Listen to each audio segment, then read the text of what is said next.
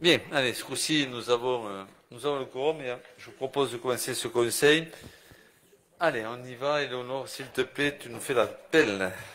Marie-Josée Allen. Éléonore Barthes présente. Pierre Bertorello. Présent. Philippe Bory. Carlos Bico absent a donné pouvoir à Arnaud Sigu. Pascal Bousquet absent a donné pouvoir à Joël Dolic.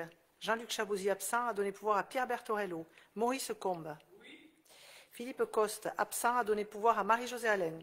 Claudine Dallery. Sandra Dulus, retardée, a donné pouvoir à Marina Garcia. Joël Dolic.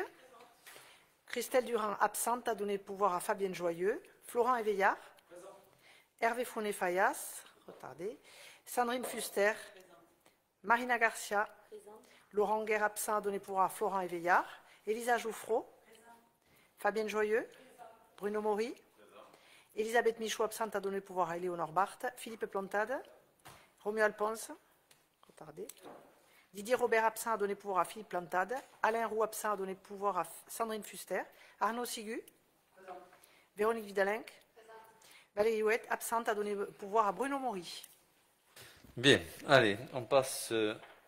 On a désigné le secrétaire de séance, on a fait l'appel et nous passons sur les procès-verbaux. Donc, nous en avons deux à l'approbation. Alors, celui du 20 mars, pour lequel, Monsieur Bourri, vous avez émis un certain nombre de points. Et si je les retrouve.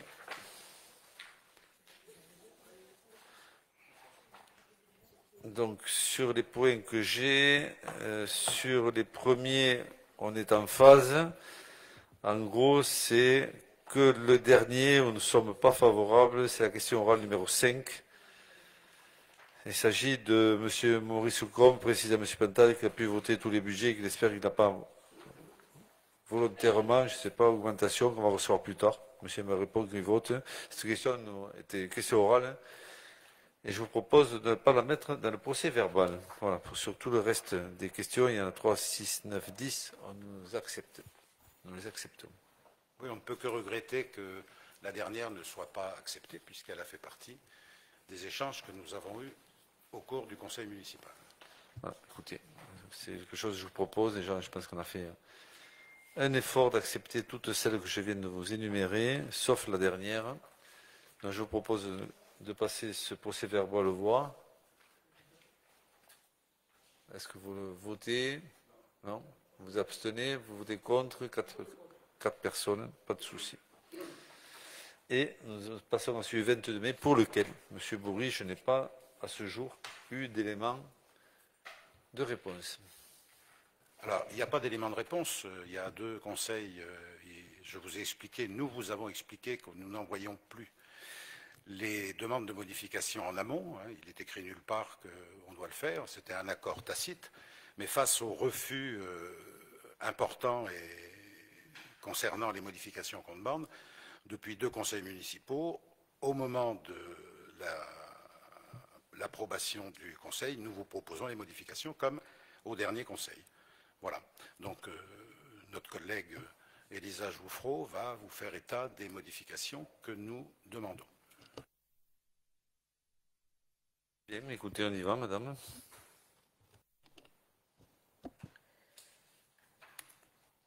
Donc, après l'ouverture de la séance à 18h08, troisième paragraphe. Monsieur Maurice Combe souhaite intervenir au sujet de l'enregistrement visuel des séances du conseil municipal. Il dit que dans les autres communes, et on rajoute telles que Fenouillet, Aucamville, Balma, Castelginest et Ramonville, les élus de l'opposition peuvent prendre la parole en étant filmés. Il demande à ce que ce soit pris en compte pour les prochaines séances, en accord avec les 3 autres élus de l'opposition. On rajoute ce bout de phrase. Monsieur le maire répond que la demande est prise en considération.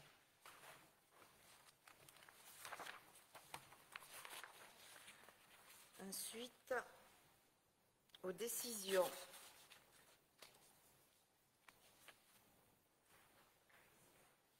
« 2023-06 Au niveau du troisième paragraphe, cet emprunt est justifié par la hausse des coûts des matières premières pour la réhabilitation de la cantine de l'école. On rajoute la cantine. Et à la fin, M. Arnaud Sigu précise qu'il y a une possibilité sur le toit dans le futur, concernant l'installation de panneaux photovoltaïques. Monsieur le maire ajoute qu'il y a des projets qui sont en cours et des réflexions qui se mûrissent. On y est très sensible. Ensuite, la décision 2023-09. Dernier paragraphe. Monsieur Bertorello répond qu'une étude a été réalisée par Toulouse Métropole pour identifier les lieux où il est possible d'installer des panneaux. Aujourd'hui, le seul parking identifié, celui du complexe sportif, mais il est utilisé, et on rajoute, par les forains pour le stationnement de leurs véhicules lors de la fête locale. Dernière phrase. Une étude complémentaire va être commandée prochainement pour approfondir le sujet. Couverture des terrains de tennis, par exemple. Et on rajoute, pour lequel une offre à assistance à maîtrise d'ouvrage a été faite. PPI 2023-2024.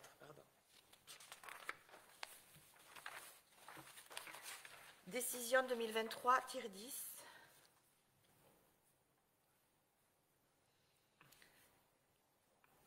Au niveau du paragraphe où M.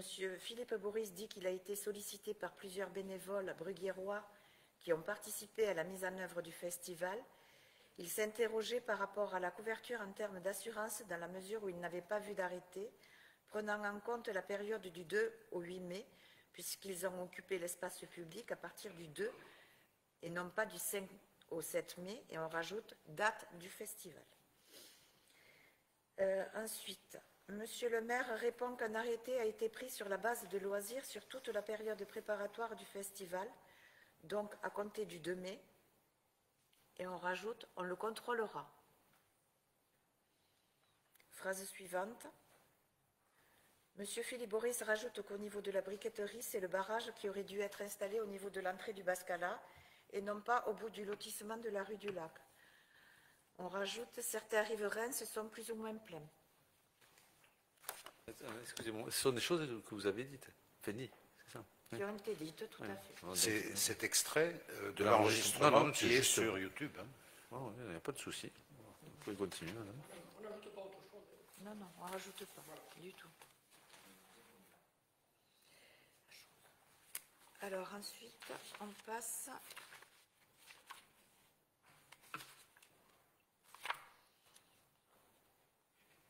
la délibération 2023-22-05-37, attribution des subventions aux associations.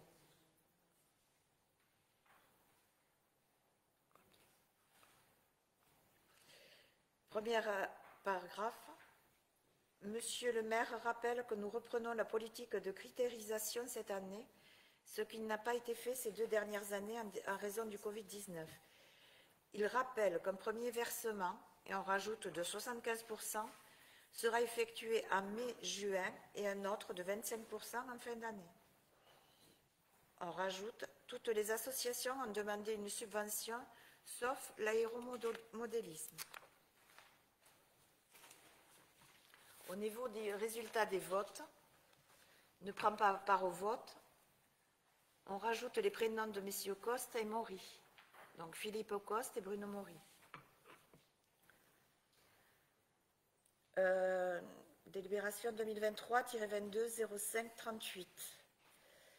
Deuxième paragraphe. Monsieur le maire répond que nous avons pris en compte uniquement le temps où l'entente est en vigueur sur la commune, ce qui fait 10 ans. Il y a eu aussi une entente avec Saint-Jory. Il y avait écrit communication, c'est une entente, pour qu'il n'y ait pas un écart important entre les deux villes. Il rappelle que le club doit organiser un événement, et on rajoute exposition ou rencontre de rugby. Délibération 2023-22-05-39. Au premier paragraphe, M. Philippe Boris dit que le meilleur soutien que l'on puisse donner à la gendarmerie, au-delà de ce qui en est écrit dans la délibération, c'est de leur permettre une augmentation de leurs moyens pour effectuer leur mission, afin que les communes ne soient pas obligées de pallier à des insuffisances.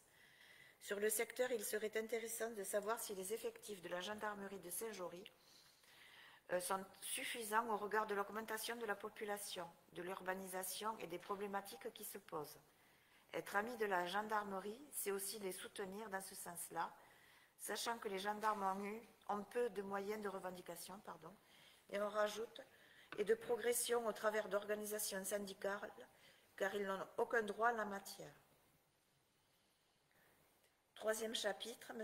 Philippe Boris répond qu'en tant qu'élu, on sait que les gendarmes ne vont pas pouvoir revendiquer des moyens supplémentaires, même s'il y a des discussions en interne. Il est important de pouvoir interpeller nos représentants élus nationaux au Parlement pour qu'ils se saisissent de la nécessité d'augmenter les effectifs, voire les points de gendarmerie. C'est peut-être ça aussi le sujet pour améliorer la couverture sur le secteur. Et on rajoute, créer une nouvelle gendarmerie.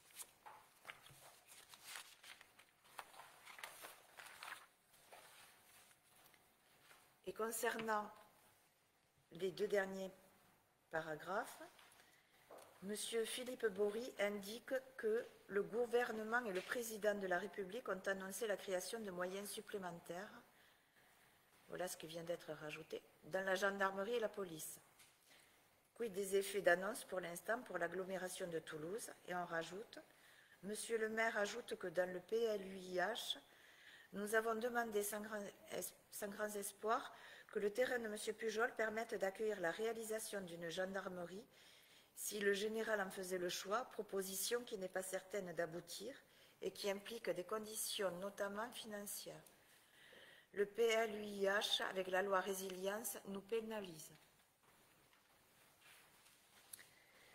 Délibération 2023-22-05-40. Deuxième paragraphe, Madame Fabienne Joyeux répond qu'il ne s'agissait que de pourparlers et qu'entre-temps, il y a eu 2 terrains qui ont été vendus. Sur les 110 logements, il y en a 26 qui seront des logements sociaux seniors. Comme pour l'EHPAD, il y aura une quote-part qui sera considérée comme de l'hébergement. C'est la préfecture qui déterminera le nombre de logements considérés en hébergement. L'opération prévoit une salle mutualisée et on rajoute avec le déménagement de l'âge d'or. Sur le paragraphe suivant, M. Philippe Boris demande s'il y a eu une réflexion concernant les effets de l'arrivée de ces habitants.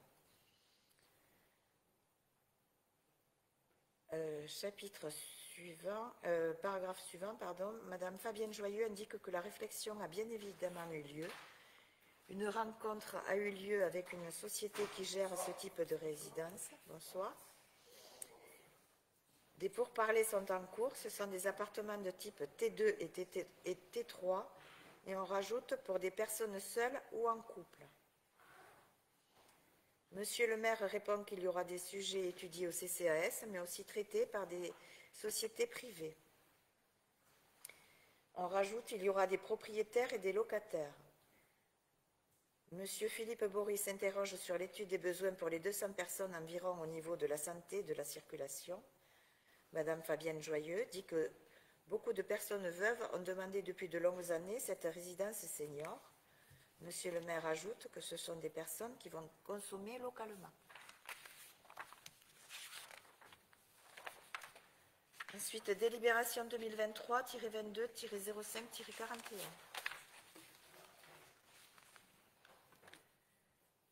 Monsieur Philippe Bory dit que l'entretien se fera, donc, que nous rajoutons, par les services métropolitains.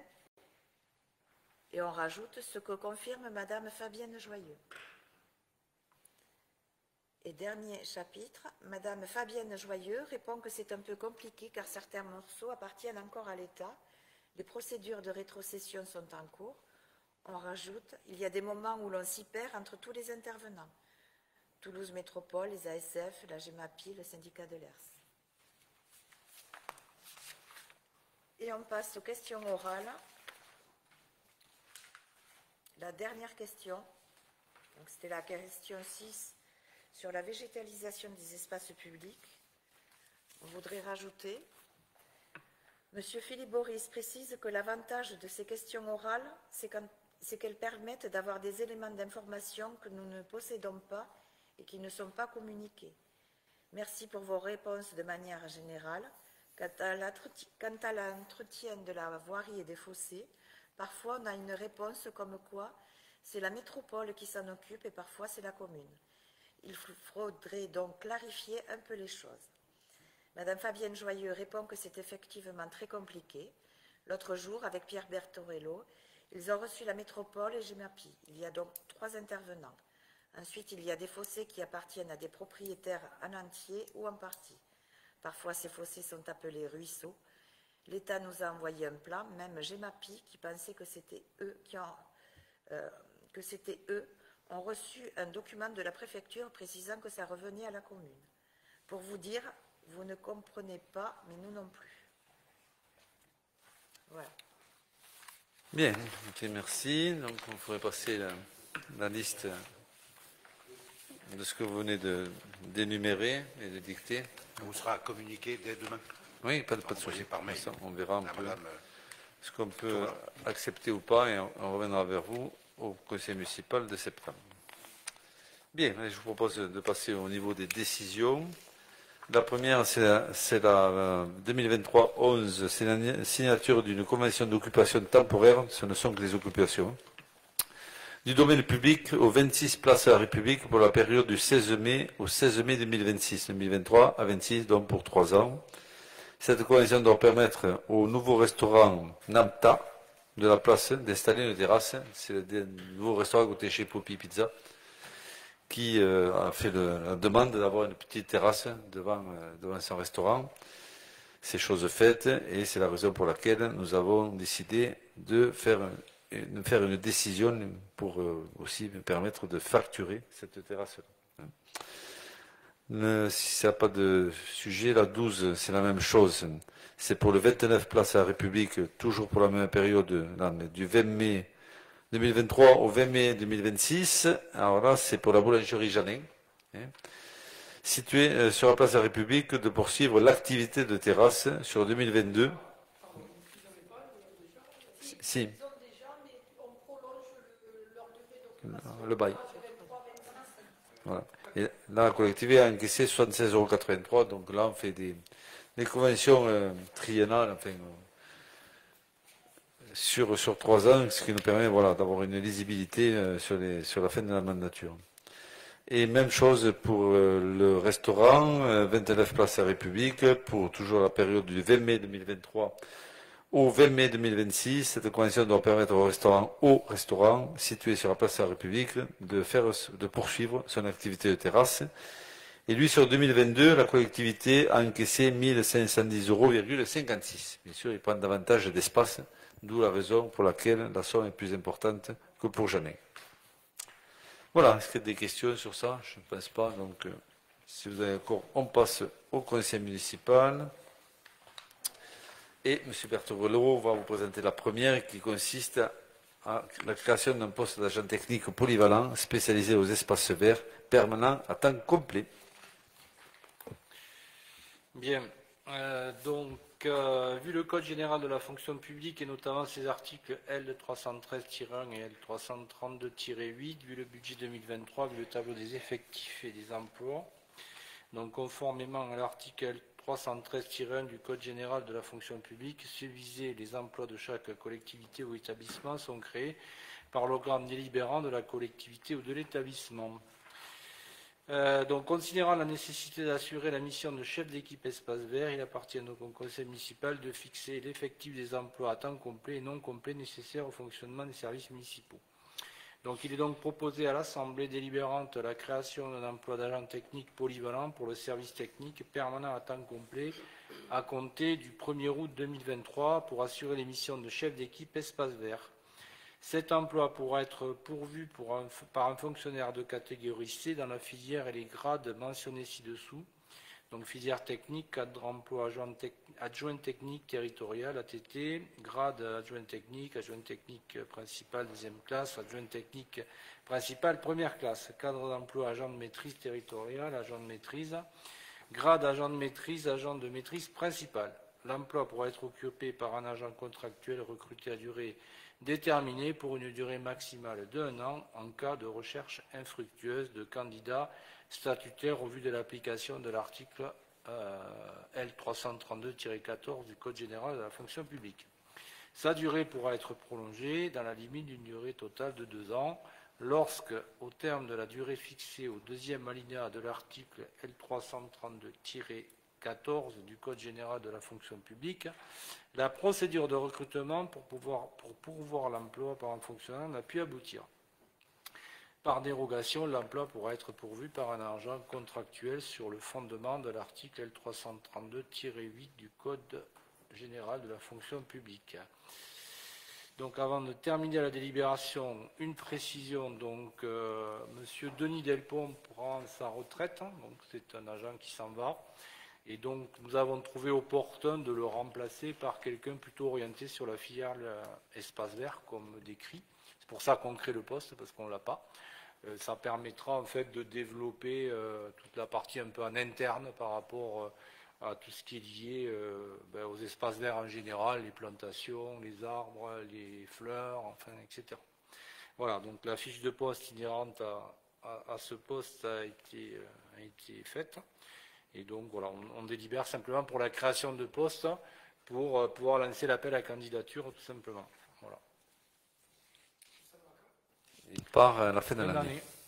Fin décembre. Fin d'année. Ouais. Fin décembre. Ah, donc le temps de recruter, de recevoir, voilà. Et d'avoir les délais légaux en fonction de la personne, on peut très vite arriver en novembre ou décembre. Question là-dessus. Oui, Monsieur Combe. Il part avec quel grade finalement? Mais le dernier grade qu'on a voté, c'est puisqu'il y a eu un avancement d'échelon. Je ne sais plus en tête, mais on pourra vous le donner. C'est la dernière délibération qu'on a eue lors du dernier conseil. On a passé de grade. En principe, il partait avec le grade supérieur, non? Oui, ce qui lui permet d'avoir un peu plus de retraite. Ce qu'on a fait avec Michel Lozano, ce qu'on a fait pour lui. Voilà. Dès qu'on le peut. Ça correspondait en plus à son profil. Oui, puis moi, je pense qu'il le mérite. Voilà. Donc, bien, allez, je propose de passer au vote. Qui vote contre ou refus de vote? Est-ce qu'il y a des abstentions? C'est voté à l'unanimité, c'est adopté et je vous en remercie. On passe au point suivant, l'approbation des statuts de la société publique SPL Réseau Infrastructure Numérique, le ZEFIN. Donc on en a beaucoup parlé aussi au niveau de la métropole, mais je crois que là c'est simplement pour rajouter une ville qui est Fonds-Beaux-Arts à la liste, mais pas sur le fond encore de cette délibération. Monsieur Bertorello. Oui, je ne vais pas vous relire la délibération. À ma connaissance,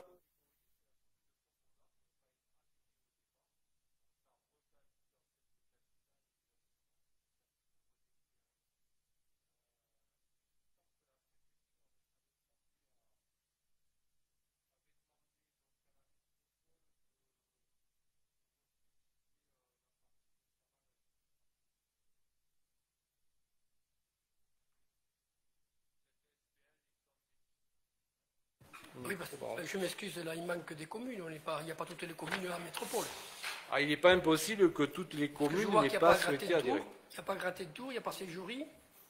Non, mais parce qu'ils n'ont pas voulu adhérer à la SPL. Et puis, quand on lit le statut mis à jour, là, apparemment, on était déjà intervenu l'année dernière pour dire que on voit que Cohen et certains intervenants qui ne sont plus au niveau des conseils municipaux de la mairie de Toulouse, donc je ne comprends pas pourquoi. Il me semblait qu'on devait le corriger ça, et je vois que c'est toujours pareil. Là, c'est la préfecture qui nous l'a envoyé, qui l'a validé, donc qui nous demande de le délibérer. Bon, après, il y a des courriers qui sont arrivés entre la préfecture et la métropole. Et pour l'instant, on ne nous a pas redemandé de changer quelque chose sur cette délibération, pas encore. Hein. Donc, oui, c'est la même convention qu'il y a un an, oui. avec des titulaires qui datent d'avant 2014. Donc, je ne sais pas quand ça sera mis à jour. Voilà, pour l'instant, nous, on nous demande de délibérer en rajoutant Fonds-Beaux-Arts. Après, on verra si le préfet, parce que c'est une représentation par commune, ce qui n'est pas possible. Enfin, voilà, il y a encore des choses peut-être à peaufiner. Pour l'instant, on va se contenter de rajouter Fonds-Beaux-Arts par rapport à leur demande. Hein. Pour revenir tout à l'heure, c'était la création d'un emploi d'adjoint technique territorial principal de 2e classe à temps complet, concernant Denis. Voilà. D'accord. Donc on va retrouver la délibération que vous aviez prise et qui est dans le compte rendu. Bien, on revient à ce conseil en passant au vote la 48, l'approbation des statuts, SPL, réseau infrastructure numérique, le RIN. Qui vote contre? Qui s'abstient? Tout le monde est favorable, c'est adopté. Très bien. Écoutez, je vous remercie. On passe au point suivant. C'est Fabien Joyeux sur la 49, c'est la fixation des tarifs pour la taxe locale de publicité extérieure, la TLPE, pour l'année 2024.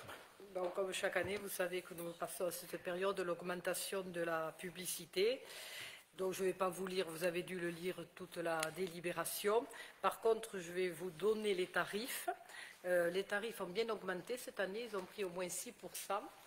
Et donc, pour un tarif qui est fixé aujourd'hui, un dispositif publicitaire et préenseigne inférieur, mettons à 50 mètres carrés, nous sommes à 17,70. Nous étions précédemment à 16,70. Et je prends le support numérique, le mètre carré, qui était à 53 €, qui est à 53,10 € cette année. L'an dernier, il était à 50,10 €. Vous voyez, donc les prix ont bien bougé cette année et donc il faut que nous les appliquions. Malgré tout, les encaissements diminuent. Parce que comme les tarifs augmentent, nous, ça ne rentre pas autant et j'ai essayé de comprendre pourquoi ça ne rentrait pas autant. C'est-à-dire qu'il y a quand même des commerçants, comme ça quand même revient cher, ont diminué leurs enseignes. Et comme vous savez que c'est calculé au mètre linéaire, en 2021, on a eu 93 000 €, je vous passe les centimes. Oui. En 2022, 92 700, on a perdu 300 €. Et je pense que pour 23, nous n'avons pas terminé, mais on s'y approche, on fait le calcul, on aura encore 300 € de moins. Voilà. Alors, le tarif augmente, mais nos rentrées diminuent, puisque les personnes réduisent les enseignes qui sont sur leur façade. Hormis notre nouveau poissonnier qui en a mis partout. Je te voyais, Maurice.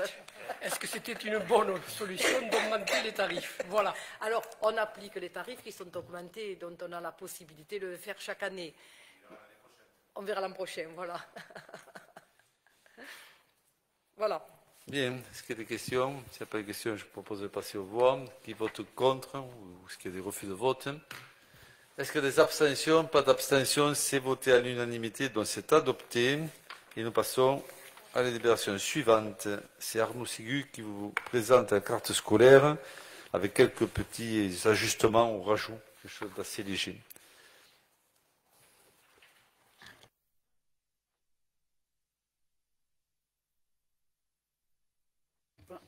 J'arrive. Tant que je la retrouve. Carte scolaire. OK. Alors, considérant qu'à compter de la rentrée scolaire 2023, la commune de Bruguière comptera 3 écoles publiques, à savoir l'école maternelle des Mésanges, l'école élémentaire des Bruyères, l'école des 4 saisons, considérant qu'il est nécessaire d'apporter des modifications en raison d'erreurs matérielles, et plus particulièrement sur les points suivants. Les enfants résidant route de Villemur sont affectés à l'école les Mésanges ou les Bruyères, et non pas à l'école les 4 saisons, comme mentionné dans la libération antérieure. Les enfants résidant impasse des Noisetiers et rue des Noisetiers sont affectés à l'école des Mésanges ou les Bruyères. Dans les précédentes libérations, elles n'étaient pas mentionnées. Les enfants résidant chemin et rue de Nalbès sont affectés à l'école des 4 saisons. Dans les précédentes libérations, les rues aussi n'étaient pas mentionnées. Les enfants résidant chemin d'Aubit sont affectés vers l'école des 4 saisons. Pareil, le chemin n'était pas mentionné aussi. Il est donc nécessaire de déterminer à nouveau le ressort de chacune des écoles. La sectorisation doit s'opérer en fonction de l'implantation géographique ainsi que de la capacité d'accueil de chacun des établissements. L'objectif étant de garantir une cohérence géographique et pédagogique, mais aussi de garantir l'égalité d'accès à l'école à tous les enfants. Donc du coup, oui, pour ce faire, il est proposé de décomposer la commune en 5 zones. Bon, ça, on l'avait vu les autres fois. Donc on a découpé donc, la commune en 5 zones et vous les avez dessous. Et normalement, on n'a pas oublié de rue cette fois-ci. Mais pour vous dire que même trouver des rues, c'est pas simple. Donc là, normalement, c'est bon, il n'y a plus d'erreur. On croise les doigts pour oublier personne. Mais tout le monde a été averti. Voilà, il n'y a pas de souci là-dessus. Bien, merci. Est-ce qu'il y a des questions? Simplement une question en termes d'équilibre des effectifs. Le fait d'avoir rajouté quelques rues ne doit pas changer énormément les données. On a bien un bon équilibre sur les deux groupes scolaires, on va dire. On a un équilibre qui est toujours difficile. Égalité, non. On a un équilibre quand même assez... pour vous dire, sur les 4 saisons, on était parti sur 8 classes. Et sur la maternelle, ça ne devrait pas bouger. Et peut-être qu'on va peut-être avoir une ouverture sur la 6e pour avoir une 6e classe. Bon, voilà. Après, sur l'école Les Bruyères Mésanges, ça ne bouge pas. On est dans ce qu'on avait prévu. Donc bon, a priori, on ne doit pas être trop mauvais là-dessus. Après, vous dire que oui, après ça va bouger, on le sait. On va adapter. Là, aujourd'hui, c'était des erreurs, des erreurs matérielles, on avait oublié des rues. Il n'y a que l'avenue de Villemur qu'on a changé justement pour adapter un petit peu, et c'était plus cohérent pour eux d'aller aux 4 saisons. Voilà. C'est le seul changement qu'on a fait sur la route de Villemur, pardon. Non, c'est l'inverse. Non, sur le centre. Là. Voilà, c'est tout. Bien, allez. Pas d'autres questions, on peut le passer au vote. Sur cette délibération 50, carte scolaire, est-ce qu'il y a des votes contre, des refus de vote, des abstentions? Tout le monde est favorable, c'est voté à l'unanimité, donc c'est adopté. On passe à la délibération suivante, je crois que c'est toujours Arnaud Ségu qui vous présente la signature de convention entre la commune de Saint-Sauveur pour accueillir les enfants sur le temps extrascolaire, ce que nous faisons depuis des années, mais qu'il faudrait mettre à jour un petit peu. Oui, c'est excessivement ça, c'est-à-dire qu'il y avait effectivement quelque chose qui existait, on va dire une convention, mais qui datait un petit peu, donc on l'a remis à jour. Mais effectivement, ils n'ont pas d'accueil extrascolaire, donc effectivement, avec cette convention, ça permet d'accueillir les enfants de Saint-Sauveur. Donc, considérant la volonté de la municipalité d'accorder une réponse positive quant à la demande de la commune de Saint-Sauveur d'accueillir des enfants de cette commune sur les centres de loisirs municipaux pendant les vacances scolaires, considérant que la grille tarifaire pour ces services est basée sur le quotient familial de la famille, ainsi que sur son lieu de résidence. Il est ainsi prévu une tarification pour les familles ne résidant pas sur la commune. C'est cette dernière qui devrait s'appliquer aux enfants de Saint-Sauveur. Considérant la volonté de la commune de Saint-Sauveur de soutenir financièrement les familles de son territoire, il est ainsi convenu que la commune de Bruguière facturera les familles sur le tarif correspondant à la tranche 5 et non pas sur le tarif extérieur. C'est la commune de Saint-Sauveur qui prendra en charge le delta entre la tranche 5 et le tarif extérieur qu'on a voté. Considérant la nécessité de conclure une convention entre les deux communes pour entériner cet accord, il prévoit notamment 1. Les modalités d'inscription pour les familles concernées, 2. Les modalités de paiement pour ces familles, et 3. Les modalités de remboursement par la commune de Saint-Sauveur. Et donc, il est proposé à l'Assemblée délibérante d'adopter la convention telle que présentée et que vous avez en annexe. Bien, merci. Est-ce qu'il y a des questions? Une remarque simplement. Monsieur Bourri. En haut de la page, vu l'avis de la commission enfants-jeunesse, la phrase suivante, vu la demande de la commune de Saint-Sauveur pour que les centres de loisirs à LSH puissent accueillir les enfants de Saint-Sauveur. Dans l'intitulé de la délibération, il est bien précisé que c'est sur le temps extrascolaire. Ne faut-il pas le repréciser dans cette phrase, puisque la LSH comporte le péri et l'extrascolaire? Non, le péri, c'est à l'AE. Enfin, si je ne me trompe pas. À l'AE, oui. À l'AE, mais à LSH, c'est sans hébergement. Donc c'est bien là, on parle bien de l'extrascolaire. On est bien sur l'extrascolaire. Oui, oui. Sinon, il y aurait mis à l'AE. Uniquement. Voilà. Bien, allez, ceci étant précisé, on peut le passer aux voix. Qui vote contre ou des refus de vote, des abstentions, pas d'abstention, c'est voté à l'unanimité, c'est adopté, parfait, je vous en remercie. Et nous avons l'avant-dernière, c'est la 52 Arnaud Ségu, la mise en place d'une tarification modulée pour la fréquentation des centres de loisirs en fonction du nombre d'enfants par famille. C'est quelque chose qui nous a été demandé, je crois, par la CAF. Tout à fait, c'est demandé par la CAF, donc il faut délibérer là-dessus. C'est un tarif pour les fratries, dégressif pour les fratries. Considérant que la CAF souhaite que la tarification proposée aux familles soit modulée en fonction de leurs ressources et également en fonction de la composition de leur famille, et plus particulièrement en prenant en compte le nombre d'enfants inscrits sur les structures municipales. Considérant la volonté de la municipalité de faciliter l'accès aux divers services municipaux, il est proposé donc au conseil municipal d'instaurer, en plus de la tarification modulée en fonction du quotient familial, une tarification modulée en fonction du nombre d'enfants inscrits par famille. La grille tarifaire est la suivante, donc elle est en dessous. À partir d'un deuxième enfant inscrit, on fait moins 10%, d'un troisième, c'est moins 15%, et d'un quatrième, c'est moins 20%. Donc cette tarification concerne la LSH, l'ALAE et le plan mercredi, aussi bien sur les structures maternelles qu'élémentaires. Elle sera applicable donc dès la rentrée de cette année, septembre 2023. Bien, merci Arnaud. Est-ce que une question, Monsieur Combe? Oui, les points jeunes, ils ne sont pas concernés là? C'est pas la même chose. D'accord. Puisqu'il y a plus, ils payent un abonnement maintenant. C'est plus, ça tient pas, c'est pas avec comment on appelle ça, avec le quotient familial, etc. De la CAF. Là, pas du tout. Là, ils payent un abonnement à l'année au niveau du centre. Et après, ils payent par sortie, etc. S'ils ont des sorties à faire, ils payent. Un petit peu à la carte. C'est pour ça que, oui, ils ne sont pas là-dedans. Bien, pas d'autres questions, on peut le passer au vote. Qui vote contre? Qui s'abstient? C'est voté à l'unanimité, donc c'est adopté. Et nous passons à la 53. Arnaud Sigu, l'adaptation des tarifs du séjour de vacances pour 2023, Voilà. selon les quotients familiaux.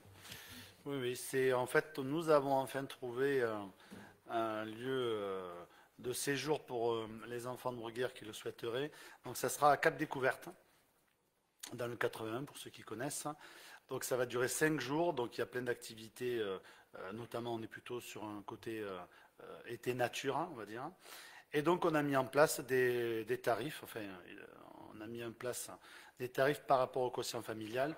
Donc sur les tarifs, on voit que ça commence à 265 jusqu'à 300 € pour un quotient familial 8, en sachant que les 3 premières tranches ont une aide de la CAF, donc ça va de 175 à 300 €. Voilà, et il va se dérouler, je crois pas, j'ai pas la date. Je crois que c'est fin juillet, non? Ça dure sur 5 jours, je crois que c'est fin juillet. Je ne sais plus. Bon, ça va durer 5 jours et c'est en juillet, quoi. Je pense. Je n'ai pas la date, vous voyez. 5 jours, c'est sûr, c'est écrit 18 ouais, x 5. Ouais. On pas mais la c'est la date, je ne l'ai pas. Oui. Non, mais c'est pas dans l'été. Voilà. C'est sûr. Et 2023, ça c'est sûr. C'est en 2023, c'est pas dans l'été. C'est pas dans l'été 2023. Ça, on a tout dit. Voilà. Bien, allez. Sur ce, on peut passer au vote. Qui vote contre? Qui s'abstient? C'est voté à l'unanimité et c'est en juillet. Et je vous en remercie. Allez, on passe à la 54. Marie-Jo, sur la création des tarifs pour la programmation culturelle des Bascala pour 23 et 24, c'est la partie 2.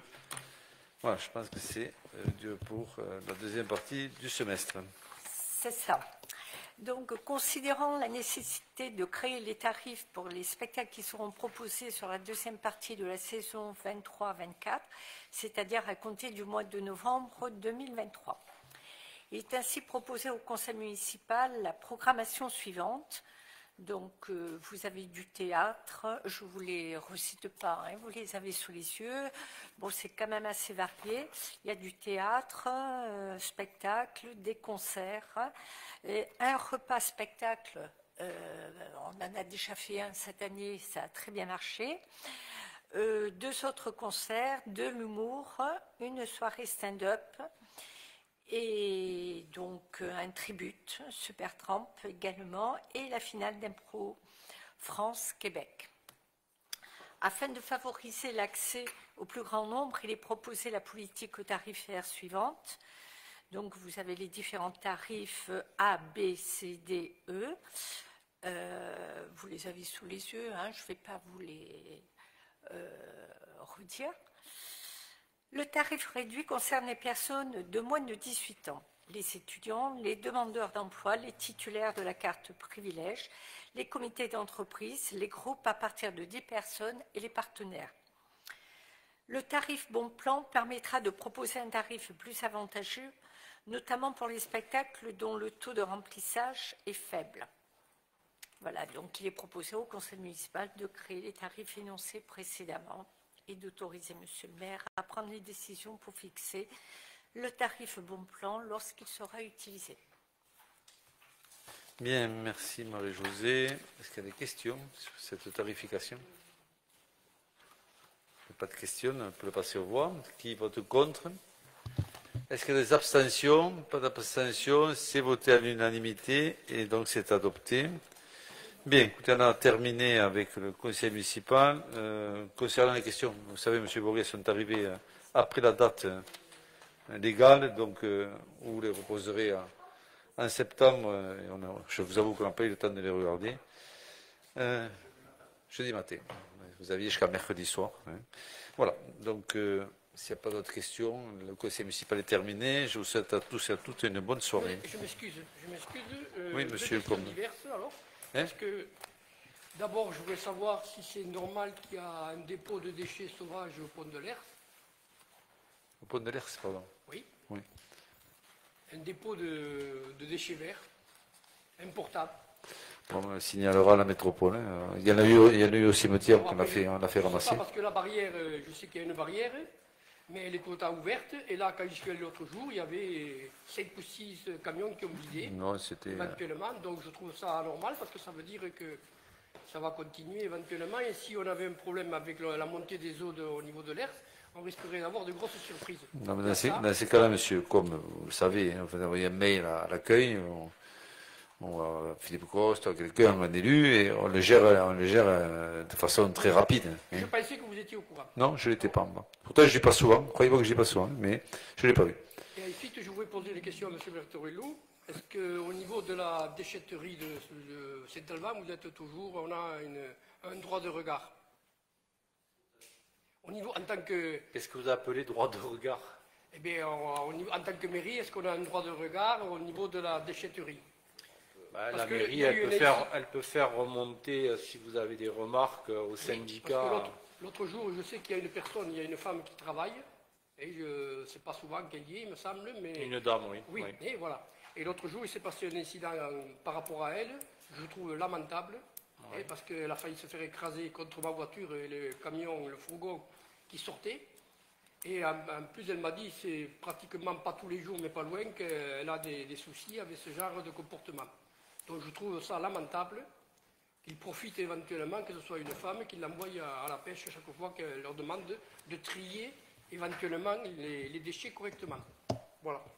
Écoutez, monsieur Combe, je vous remercie de l'information. Je transmettrai à mon collègue et vice-président de DECO7 en charge des déchetteries. Je l'appellerai demain matin.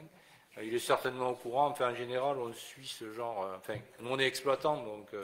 on doit être a priori informé de ce qui se passe sur le périmètre de notre déchetterie, mais c'est très bien de le préciser. Moi, je pourrais le remonter. Je pourrais remonter le fond.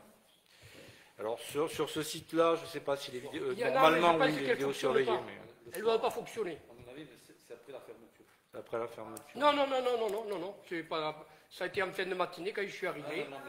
Je passe caméra. Logiquement, ils sont équipés de vidéoprotection, mais après, bon... Voilà. Pour remonter à des grossettes, il n'y a pas, oui, tout à fait, pas de souci. Transmettre l'information. Monsieur Bourri. Oui, c'est une remarque là. J'entends par rapport aux questions orales, sachant que là, ce ne sont pas des nouvelles questions orales, ce sont des demandes de compléments de réponse que vous étiez engagés à nous donner. Donc peut-être que d'ici septembre, vous pourrez nous les donner, y compris écoutez, si c'est le cas, si ça peut être traité, ça serait pas mal. Si c'est le cas, on vous répondra rapidement par courrier, voilà, notamment la date du CTG qu'on ne connaît pas encore à ce jour. Voilà. Dès qu'on aura des éléments précis, on vous écrira par retour questions au fur et à mesure des... Ça serait une bonne chose, puisque ce ne sont pas des nouvelles questions. Non, mais on l'a compris, mais c'est écrit question orale quand même, c'est pour ça. Parce que ça rentre dans le cadre des questions orales. Voilà. Donc, voilà. Pas de souci. Si on a des éléments, je m'engage à vous les transmettre le plus tôt possible. Voilà, bonne soirée à vous. Bonne soirée.